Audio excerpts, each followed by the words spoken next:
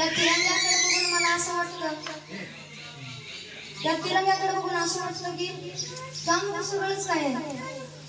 15 August असेल, 26 जानेवारी असेल, आपण या निमित्ताने एक असा कार्यक्रम, एक असा उपक्रम राबवतो आणि खरंच हे उपक्रम खूप महत्त्वाचे आहे. कारण यामुळे मुलांना आपली संस्कृती समजते, यामुळे मुलांना आपल्या देशाचं महत्त्व समजतं. ही गीतं, ही भाषणं आणि मोठ्या लोकांची ओळख त्यांना होते. आणि स्वातंत्र्य जेव्हा मिळालं आणि या स्वातंत्र्यामागे, स्वातंत्र्य म्हणजे काय लगेच मिळालं, त्याला काय लागतं लगेच मिळतं. त्यामागं किती जणांनी मशक्कत केली, किती जणांची त्यामागं बलिदानं गेली, हे जाणून घेणं खरंच खूप महत्वाचं आहे. छत्रपती शिवाजी महाराजांचा इतिहास जाणून घेण्यापूर्वी आपण त्यांचे काही प्रसंग ऐकतो, तसंच या तिरंग्याचा इतिहास जाणून घेण्यापूर्वी माझ्या डोळ्यासमोर एक 3 वीरांचं चित्र उभं राहतं. आणि ते 3 वीर म्हणजे भगतसिंग, राजगुरू आणि सुखदेव. आम्हाला 4थीला धडा होता, आम्हाला कुंभार सरांनी तो धडा शिकवला. तो धडा वाचल्यानंतर डोळ्यात अश्रू येतात. त्या धड्यात एक असा प्रसंग आहे, जेव्हा भगतसिंग, राजगुरू आणि सुखदेव जेलमध्ये बंद होते आणि ते जेलमध्ये बंद असताना त्यांच्याकडे जेलर आला. जेलरला म्हणाला, तुम्हाला फाशी होणार, तुमची शेवटची इच्छा सांगा का. आता शेवटची इच्छा काय सांगाल. एखाद्याला सोनं मागितलं असतं, जे जीवनभर काय केलं नाही ते करायला सांगितलं असतं. आम्ही काही करू शकतो ना, आमची शेवटची इच्छा. पण त्यांनी काय सांगितलं, म्हणले आम्हाला व्यायामाचं साहित्य आणून दे. म्हणले टिंगल करतो की काय, तुला विचारलं शेवटची इच्छा काय, तू म्हणतो व्यायामाचं साहित्य आणून दे. हा म्हणला आणून दे. आणून दिलं आणि ते तिघं त्या जेलमध्ये हसत खेळत व्यायाम करायला लागले. मग त्या जेलरने विचारलं, लोक व्यायाम कशासाठी करतात. एकतर आयुष्य वाढण्यासाठी, शरीर निरोगी राहण्यासाठी. पण आता तासाभरानंतर जर तुम्हाला फाशी आहे, मग व्यायाम करून काय उपयोग. मग भगतसिंग म्हणाले, हा तिरंगा आमची जान, हा तिरंगा आमचा देव आहे. आमच्या गावाकडं आपण देवघरात देवाला फुलं वाहताना ताजी आणि टवटवीत फुलं वाहतो, बरोबर. देवाला सुकलेली फुलं वाहत नाही. मग भगतसिंग म्हणाले, तसंच हा आमचा देव आहे आणि आम्ही ही 3 भगतसिंग, राजगुरू आणि सुखदेव ही 3 फुलं टवटवीत राहावीत आणि त्या देवाला अर्पण करावीत म्हणून आम्ही व्यायाम करतो. जीवनाकडून काय मागावं, शेवटच्या श्वासापर्यंत तिरंग्यासाठी.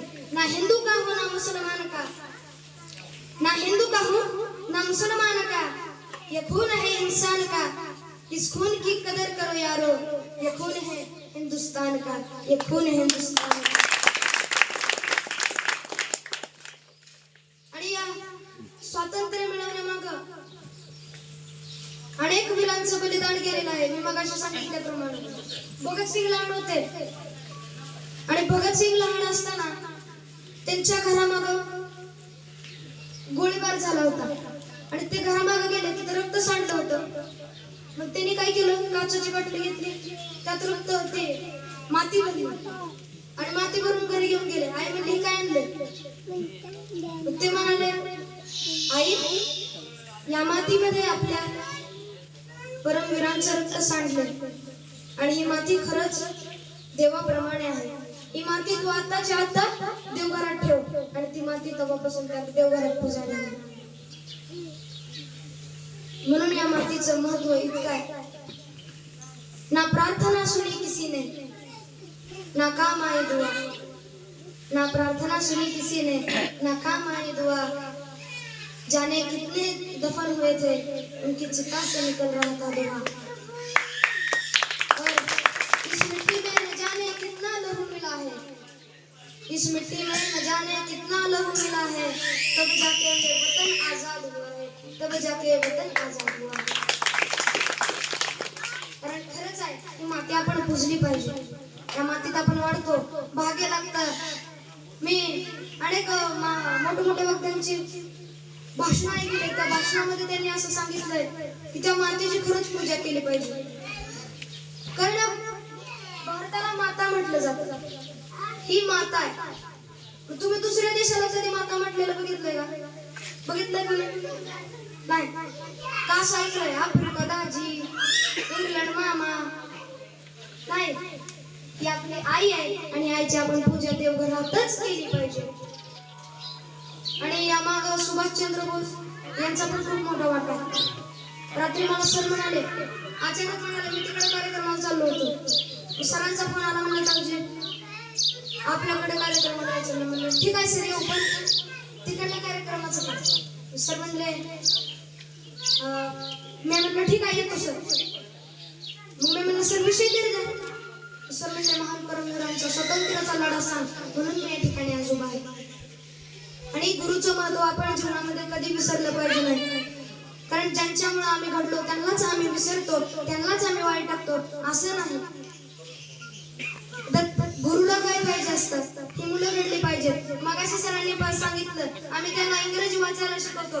तुमच्या मुलांना काय येत नाही, मुलाच्या हाताला धरतो, मुलाला आईसारखं त्याच्यासोबत बागडतो, त्याला शिकवतो आणि त्याला पुढे नेण्याचा आम्ही प्रयत्न करतो. हेच या शाळेचा हेतू. आणि मी सुद्धा या शाळेतूनच घडलोय. मला या शाळेची माया माहित आहे, म्हणून मी आज ते कला कार्यक्रम सोडून या ठिकाणी आले. सांगायचं तात्पर्य, आपण आपल्या गुणांना विसरलं नाही पाहिजे. खरं तर माझा विषय वेगळाच आणि पटरीवरून वेगळ्याच साईडला आलो. असं का? तर मला या ठिकाणी बोलण्याची संधी मिळाली म्हणून बोलायचं. आणि सुभाषचंद्र बोस जेव्हा पेपरला बसले 12वीचा पेपर त्यांचा चालू होता. त्यांच्या मनात काहीच नाही. त्यांचा मित्र त्यांच्याकडे पेपर सोडत बसलेला. पेपर निम्यात आला. गायत्री मंत्र माहित आहे? तो गायत्री मंत्र एका छोट्याशा कागदामध्ये गुंडाळून तिथे ठेवलेला होता. मग त्या प्रोफेसरने बघितलं, मला चिटिंग करतो काय? म्हणलं नाही, हा तर गायत्री म्हणतात. तो म्हणलं इथे तसलं गायत्री मंत्र काय झालं?